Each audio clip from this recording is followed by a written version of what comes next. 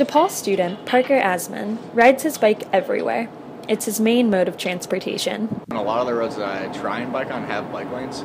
So with Chicago as opposed to other cities, I think drivers at least abide by the bike lanes, so they give us enough space if there is a bike lane. So like Dearborn and Wells are like the heart of, quality bike lanes, I think.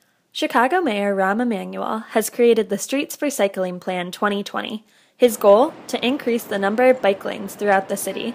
The plan calls for 100 miles of new bike lanes by spring of next year, and 645 miles of new bike lanes by as early as 2020. The 600 or 645 mile goal isn't necessarily a goal to install all of them by 2020, it's just laying out the vision over the next 5 or 6 years as to where we want to go.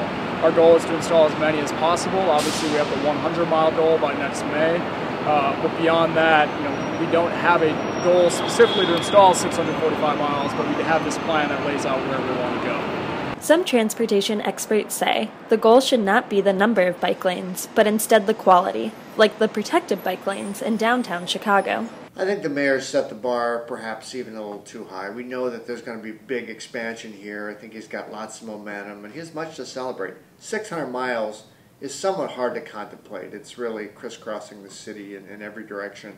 I hope we get there, but I will say that the reality may hit.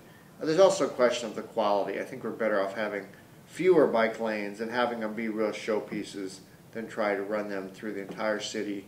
Some feel bike lanes across the city help small businesses. I've been getting a lot of really good support from businesses, especially smaller businesses.